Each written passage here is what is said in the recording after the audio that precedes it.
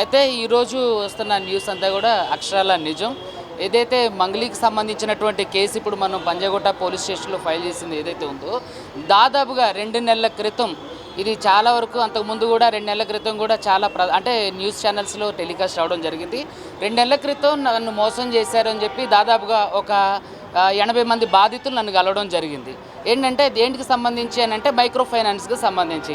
ఈ మైక్రో ఫైనాన్స్కి సంబంధించిన ఇష్యూ ఏంటి అని నేను లోతుగా తెలుసుకుంటే దాంట్లో సింగర్ మంగ్లీ వాళ్ళ తమ్ముడు శివ చౌహాన్ దీంట్లో ప్రధానంగా ఉన్నారని అంటే మా ఇన్వెస్టిగేషన్లో తెలిసినప్పుడు అసలు వివరణ కోరదాం, అసలు ఏంటి దీని వెర్షన్ ఏంటి, ఇక్కడ ఏం చెప్తుంది, ఇందులో ఉన్నారా లేదని చెప్పి ఒక తెలిసిన మ్యూజిక్ డైరెక్టర్ గారి ద్వారా సింగర్ మంగ్లీని అప్రోచ్ అవ్వడం జరిగింది. మాట్లాడి అసలు ఏం జరిగింది, ఇట్లా చెప్పే బాధితుల దాంట్లో మీ పేరు కూడా వస్తుంది, మీరు కూడా ఇన్వాల్వ్మెంట్ ఉందని చెప్పి చెప్తున్నారు అన్నప్పుడు నాతో మాట్లాడినప్పుడు కొంచెం యారగెంట్గా మాట్లాడింది. మీకు ఎందుకు సమాధానం చెప్పాలి, మీకు చెప్పాల్సిన అవసరం నాకు లేదు అని చెప్పేసి మాట్లాడుతూనే ప్రధాన నిందితుడు ఇందులో ఎవరైతే రమావత్ మధు ఉన్నాడో దాదాపుగా 150 నుంచి 200 కోట్ల స్కామ్ ఇది.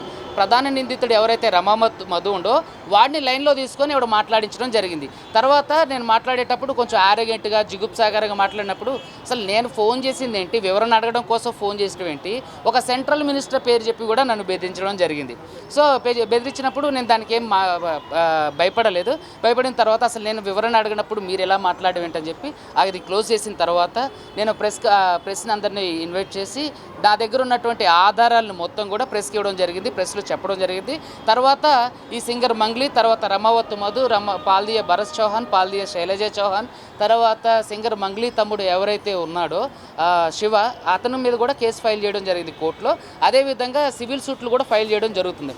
ఈ క్రమంలోనే అతని న్యూస్లోకి రావడం, తర్వాత కేసు ఫైల్ అవుతుంది అనడంతో పూజారి నాగేశ్వరరావు, అడ్వకేట్ పూజారి నాగేశ్వరరావు గారి ద్వారా మంగ్లీ అడ్వకేట్ మంగ్లీ గారు అడ్వకేట్ పూజారి నాగేశ్వరరావు గారు, తర్వాత డైరెక్టర్ వేణు ఉడుగుల గారు, వీళ్ళు నాకు ఫోన్ చేసి మనం కూర్చొని మాట్లాడదాం, ఈ విషయాన్ని డిస్కస్ చేద్దాం, దీన్ని ఎక్కువ పబ్లిసిటీ చేయొద్దంటే పూజారి నాగేశ్వరరావు గారు మా సీనియర్ అడ్వకేట్, నాకు బాగా పరిచయం. వేణు ఉడుగుల గారికి నాకు దాదాపుగా 2 సంవత్సరాల నుంచి మంచి అనుబంధం ఉంది. సో పిలిచినప్పుడు వెళ్ళాం. సరే ఏదో న్యాయం చేస్తా అంటున్నారు కదా, ఆర్బిట్రేషన్ చేయడం మంచిదే కదా. ఇప్పుడు ప్రధానంగా మనకి ఎవరైతే ఉన్నారో వాళ్ళకి న్యాయం జరగడం కావాలి తప్ప మనం కేసులు వేసుకుంటూ వెళ్తే లేట్ అవుతుందన్న ఉద్దేశంతో నేను ఎవరైతే బాధితులు ఉన్నారో బాధితులందరినీ తీసుకొని ఆయన పూజారి నాగేశ్వరరావు గారి ఆఫీసు పంజాగుట్ట ఇక్కడే ఉంటుంది, అక్కడికి వెళ్ళడం జరిగింది. వెళ్ళినప్పుడు మంగ్లీ దాదాపుగా మంగ్లీకి, తర్వాత పూజారి నాగేశ్వరరావు గారికి, వేణు ఉడుగుల గారికి సుమారు 4 గంటల పైనే చర్చలు జరిగినాయి అన్నట్టు. దీంట్లో మన మ్యూజిక్ డైరెక్టర్ సురేష్ బొబ్బిలి గారు కూడా యాడ్ అయ్యారు. సార్ తీసేయండి సార్ వీళ్ళంతా మాట్లాడేటప్పుడు ఏంటంటే డైరెక్టర్ వేణు ఉడుగుల గారి మీద కేసు అయింది అంటున్నారు. డైరెక్టర్ వేణు ఉడుగుల గారి మీద కేసు అవ్వలేదండి, ఆయన ఆర్బిట్రేషన్ చేశారు. ఆయన నాకు మంచి మిత్రుడు, ఇద్దరి తరపున అంటే ఒక సమస్యని సావధానంగా పరిష్కరించుకోవడానికి ఆయన అంటే మధ్యవర్తిలాగా ప్రవర్తించింది తప్ప ఆయన మీద కేసు లేదు. అయితే విషయం ఏంటంటే ఆ రోజు వచ్చారు, కూర్చున్నారు, మాట్లాడిన తర్వాత సార్ నన్ను క్షమించండి సార్, నా దగ్గర మీకు మెసేజెస్ కూడా ఉన్నాయి, ఆవిడ కాల్ చేసినవి కూడా ఉన్నాయి, అవి మీకు ఇస్తాయి ఇప్పుడు. సార్ క్షమించండి సార్, నేను తప్పుగా మాట్లాడే సార్, మిమ్మల్ని యారగెంట్గా మాట్లాడే సార్, క్షమించండి సార్, నా కేసులో నుంచి నన్ను బయటకు తీయండి సార్, నా పేర్లు తీసేయండి సార్, మీడియాలో టెలికాస్ట్ అయిన ఇంటర్వ్యూలు అన్నింటినీ కూడా డిలీట్ చేయించండి సార్ అంటే నేనన్నా అతను ఎవరు అని అంటే నాకు తెలియదండి. మరి అతను ఎవరో మీకు తెలియదు అంటున్నారు కాబట్టి మాతో పాటు కేసు వేయడానికి రండి, హైకోర్టులో కేసు ఫైల్ చేద్దాం, హైకోర్టులో కేసు వేద్దాం, తర్వాత బాధితుల పక్షాన్ని మీరు మాట్లాడడానికి రండి, బాధితులతో మాట్లాడి వాళ్ళ తరపున మీరు కేసు వేయడానికి రండి, మీరు ఏ తప్పు చేయలేదంటున్నారు కదా, మరి మీడియాలో మాట్లాడండి. ఎవరో ఒక చిన్న అబ్బాయి మీ మీద ట్రోల్ చేసిందని సిపి సర్జనార్ వరకు వెళ్ళి కేసు పెట్టి తన మీద ఎఫ్ఐఆర్ ఫైల్ చేసి కొట్టించేంత వరకు వెళ్ళిన మీరు, మీ మీద ఇంత పెద్ద ఆరోపణలు 150 నుంచి 200 కోట్ల ఆరోపణలు వస్తున్నప్పుడు మీరు ఏ సంబంధం లేదంటున్నారు కదా, మీరు మాతో పాటు రండి, మాతో పాటు వస్తే మేము మిమ్మల్ని ఇక మీ మీద కేసు ఫైల్ చేయాలి, మీరు కూడా మాతో పాటు రండి, వాడి మీద కేసు వేయండి, మీ పేరు చెప్పి ఇన్ని డబ్బులు వసూలు చేసినప్పుడు మీరు కేసు ఏంటంటే నేను కేసు వేయలేను సార్, నేను కేసులు చుట్టూరు తిరగను సార్, పోనీ మీరు మాకు సపోర్ట్ చేయండి అంటే నేను సపోర్ట్ చేయలేను సార్ అని అన్న. అలాంటప్పుడు మేము కూడా మీకు ఏ సపోర్ట్ చేయలేమండి, ఖచ్చితంగా మీరు ఉన్నారు. డైరెక్టర్ మంగ్లీ ఎవరైతే ప్రధాన నిందితుడు దీంట్లో 150 నుంచి 200 స్కామ్ చేసినటువంటి ప్రధాన నిందితుడు ఎవరైతే ఉండో రమావత్ మధు, ఆ మధుకి మంగ్లీ వాళ్ళ చెల్లిని ఇవ్వడానికి నిశ్చితార్థం కూడా ప్లాన్ చేసుకున్నారు. సో అదేవిధంగా మంగ్లీ ఇప్పుడు శివ ఎవరైతే ఉండో మంగ్లీ తమ్ముడు, తను ఈ ప్రధాన నిందితుడు రమావత్ మధుతో కలిసి వాళ్ళ బిజినెస్లతో పాటు చూసుకున్నారు. చాలామంది బాధితుల నుంచి డైరెక్ట్గా డబ్బులు స్వీకరించారు. ఇవన్నీ నేను మంగ్లీ గారిని అడిగినప్పుడు ఆడెవడో మాకు సంబంధం లేదు, ఎవడో వచ్చి సెల్ఫీ అడిగితే ఇస్తాం, ఎవడో వచ్చే ప్రోగ్రామ్కి ఇన్వైట్ చేస్తే మేము వెళ్తాం, అంతే తప్ప ఆడెవడో మాకు తెలియదు. కానీ ఈ శివ ఎవరైతే మంగ్లీ తమ్ముడు శివ ఎవరైతే ఉన్నారో అతను ఇతనితో డైరెక్ట్గా ఉన్న ఫోటోలు వీడియోలు కూడా నేను మీడియాకి అంతకుముందు ఇచ్చడం జరిగింది. సో ఇవన్నీ జరిగిన తర్వాత నన్ను అక్కడ పిలిచిన తర్వాత డబ్బులు ఆఫర్ చేశారు. సో సార్ నాకేమొద్దు, బాధితులకు ఇచ్చేయండి. బాధితులు ఎంతైతే ఉన్నారో ఎవరైతే ఉన్నారో చాలా 100 నుంచి 150 కోట్ల స్కామ్ ఇది. నా దగ్గరకు వచ్చిన బాధితులు 9.5 కోట్ల నుంచి 10 కోట్ల వరకు ఉంది. సో ఈ 9.5 నుంచి 10 కోట్లు వాళ్ళకి ఇచ్చేసేయండి, నాకు మిగతా వాళ్ళతో నాకు సంబంధం, నా వరకు నా క్లయింట్లకు ఇచ్చేయండి, మేము వాళ్ళకి సెటిల్ చేసేయండి అంటే లేదు అలా కుదరదు అని చెప్పేసి అన్నారు. ఆడెవడో నాకు తెలీదు అని అన్నారు. మరి ఆడెవడో నీకు తెలియదు అన్నప్పుడు నన్ను ఎందుకు పిలిపించారు మరి ఆర్బిట్రేషన్ కానీ మంగ్లీ గారిని అడిగా. సార్ నా పరువు పోతుంది సార్, నాకు ఇబ్బంది అవుతుంది సార్. అరే మీకు ఇబ్బంది అవుతుందంటే మరి మీరు పోలీస్ స్టేషన్కి రండి, మాతో పాటు బాధితుల తరపున కేసు ఫైల్ చేయండి, బాధితుల తరపున మీరు నిలబడండి, మిమ్మల్ని దీంట్లో నుంచి మీరు ఏ తప్పు లేదని మేము ఒప్పుకుంటామంటే నేను అలా చేయలేను సార్ అన్నారు. సో ఇలా చాలా నాటకీయ పరిణామాల మధ్య ఇవన్నీ కూడా ఏం జరిగిందంటే నాకు డబ్బులు ఆఫర్ చేసినప్పుడు నేను తీసుకోలేదు. సో మా క్లయింట్లను కూడా ఆ రోజు తీసుకెళ్ళిన వాళ్ళని కూడా బెదిరించడం జరిగింది. సో దీంతో రమావతి మధు తర్వాత మంగ్లీ తమ్ముడు శివ చౌహాన్ వీళ్ళు ఫోన్ చేసి డైరెక్ట్గా మర్డర్ అంటే పెద్ద ఇష్యూ అవుతుంది కానీ హిట్ అండ్ రన్ చేసేస్తే అది హిట్ అండ్ రన్ కిందకి వెళ్ళిపోతుంది, మా దగ్గర చాలామంది పెద్ద పెద్దోళ్ళు ఉన్నారని చెప్పేసి అన్నారు. తర్వాత ఈ కేసు నడుస్తున్న ఈ క్రమంలో ఈ మంగ్లీ పేరు తీసేయాలని, మంగ్లీ పేరు టెలికాస్ట్ అయిన వీడియోని డిలీట్ చేయించాలని అంటే సెంట్రల్ మినిస్టర్ పేరు వాడుకున్నారు. అదేవిధంగా ఒక ఎమ్మెల్యే తండ్రితో కూడా నాకు ఫోన్ చేయించారు. తర్వాత చాలామంది వీధి గూండాలతో, తర్వాత వాళ్ళ కమ్యూనిటీ పెద్దలతో, ఉస్మానియా యూనివర్సిటీలో నాతో పాటు చదువుకున్నటువంటి బంజారా సంబంధించినటువంటి నాయకులు ఎవరైతే ఉన్నారో నా స్నేహితులు వాళ్ళతో కూడా ఫోన్ చేయించింది. ఏది ఇలా చేయండి, తీపించేయండి, నన్ను పక్కకు తప్పించండి, నా తమ్ముడి పేరు తీసేయండి ఇలా. సో ఇలా అన్నీ చేసిన తర్వాత నేనేం చేశానంటే చంపేస్తామని బెదిరించిన తర్వాత అప్పటి వరకు నేను ధైర్యంగానే ఉన్నా. సో క్లయింట్లు కూడా నాతో, బాధితులందరూ కూడా నాతో పాటే ఉన్నారు. సో చంపేస్తానని బెదిరించినప్పుడు ఎందుకు ఊరుకోవాలని చెప్పేసి దాదాపుగా 22 రోజుల క్రితం ఇచ్చాము కంప్లైంట్. సో అది శ్రీరామనవమి అని, ఈస్టర్ పండుగ అని, గుడ్ ఫ్రైడే అని ఇలా అన్ని సెలవులన్నీ వెళ్ళి తర్వాత అది కోర్టుకి వెళ్ళి కోర్టు పర్మిషన్ తీసుకొని వచ్చి ఎఫ్ఐఆర్ అవడానికి 7వ తారీఖు పట్టింది. సో దీంట్లో ఖచ్చితంగా మంగ్లీ పాత్ర, మంగ్లీ వాళ్ళ తమ్ముడు పాత్ర ఉంది. దీంట్లో పటాన్ చెరువుకు సంబంధించినటువంటి మచ్చేందర్ అనే ఒక వ్యక్తి కూడా నాకు డైరెక్ట్గా ఫోన్ చేసి బెదిరించడం జరిగింది. సో చాలామంది ఏంటంటే మంగ్లీ బాధితులు ఇప్పుడు ఎక్కడైతే నల్గొండ వట్టిపల్లి తాండా ఉందో ఆ చుట్టుపక్కల ఉన్న బాధితులు నాకు ఈ ఇంటర్వ్యూలు చూసిన తర్వాత దాదాపుగా 200 కోట్లు వాళ్లే మోసపోయారని చెప్పేసాను. ఇందులో డాక్టర్లు ఉన్నారు, తర్వాత చిన్న సన్నకారు రైతులు ఉన్నారు, తర్వాత ఇది కేవలం మన తెలంగాణకు మాత్రమే సంబంధించిన ఫ్రాడ్ కదండి. దీంట్లో తెలుగు 2 రాష్ట్రాలతో పాటుగా కర్ణాటకలో కూడా బాధితులు ఉన్నారు. వాళ్ళందరితో కూడా నేను మీకు ప్రెస్ మీట్లో అంటే అంతకుముందు కూడా ప్రెస్ మీట్లో బాధితులందరితో కూడా మాట్లాడించడం జరిగింది. సో ఈ ఇష్యూ ఈరోజు పొద్దున్న మళ్ళీ మంగ్లీ తన న్యాయవాదితో నాకు ఫోన్ చేసి సంప్రదింపులు చేయడానికి చేస్తున్నారు. సో ఇక్కడ ఏంటంటే మంగ్లీ అనేవాళ్ళు తర్వాత వాళ్ళ తమ్ముడు అనేవాళ్ళు వీళ్ళు డైరెక్ట్గాను ఇండైరెక్ట్గాను ఇందులో ఉన్నారు. సో కాబట్టి దాంట్లో నన్ను బెదిరించడం జరిగింది.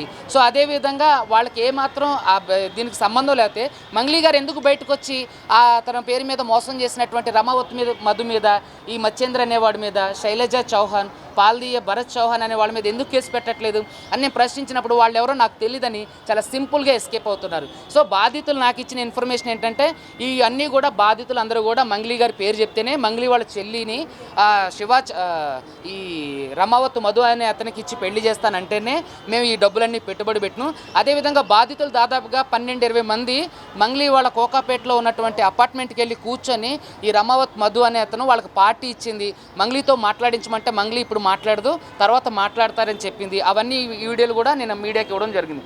సో ఇక్కడ ఏంటంటే దాదాపుగా బాధితులు ఇచ్చే ఇన్ఫర్మేషన్ ఏంటంటే మిర్యాలగూడలో ఒక హాస్పిటల్ ఇండైరెక్ట్గా మంగ్లీ రన్ చేస్తున్నారని, తర్వాత అచ్చంపేటలో ఒక ప్రైవేటు స్కూల్ని రన్ చేస్తున్నారని, తర్వాత కోకాపేటలో ఇప్పుడు ఒక పెద్ద పబ్బు కట్టబోతున్నారని, దానికోసం ఈ డబ్బులన్నీ సేకరిస్తున్నామని చెప్పేసి చెప్పారు. మరి బాధితులు మీరు ఎలా ఇచ్చారు అని అంటే మేము ఇంపోర్ట్ అండ్ ఎక్స్పోర్ట్ బిజినెస్లో, తర్వాత ట్రేడింగ్ బిజినెస్లో, తర్వాత గోల్డ్ బిజినెస్లో, తర్వాత రియల్ ఎస్టేట్ బిజినెస్లో, తర్వాత సిమెంట్ ఫ్యాక్టరీలు కడతాను అంటే మేము పెట్టుబడులు పెట్టాం సార్.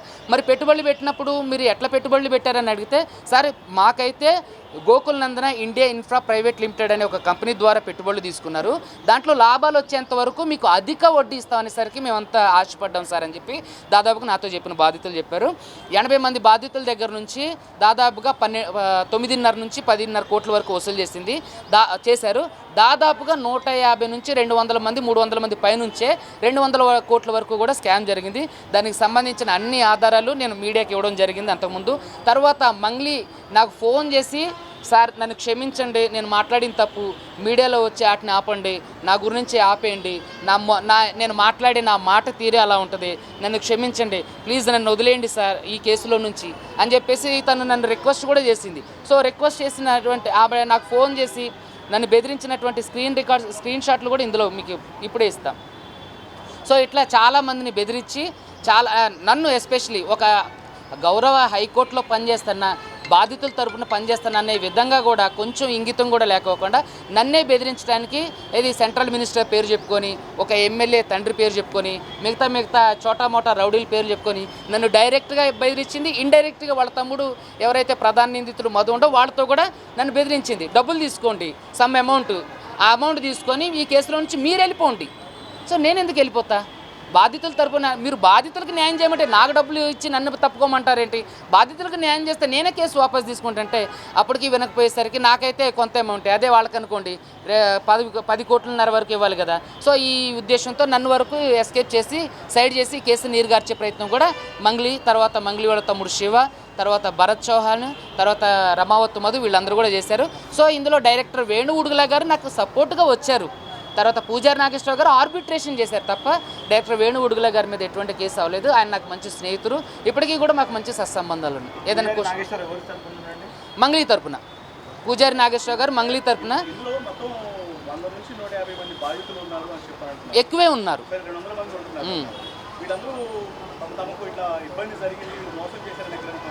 కంప్లైంట్లు చేశారు, ఎఫ్ఐఆర్లు కూడా ఉన్నాయి. డోన్లో చేశారు, ఆదోనిలో చేశారు, కర్నూలులో చేశారు, కర్ణాటకలో చేశారు, తర్వాత హైదరాబాద్లో అయ్యింది, తర్వాత పటాన్ చెరువులో అయినాయి. తర్వాత ఎవరైతే ఈ రమావత్ మధు యొక్క ఒట్టిపల్లి తాండాకు సంబంధించిన రమావత్ మధు ఉందో రమావత్ మధుకు సంబంధించిన నల్గొండ ఏరియా అన్నింటిలో కూడా ఎఫ్ఐఆర్లు అయినాయి, చాలా ఎఫ్ఐఆర్లు అయినాయి, కంప్లైంట్లు కూడా అయినాయి.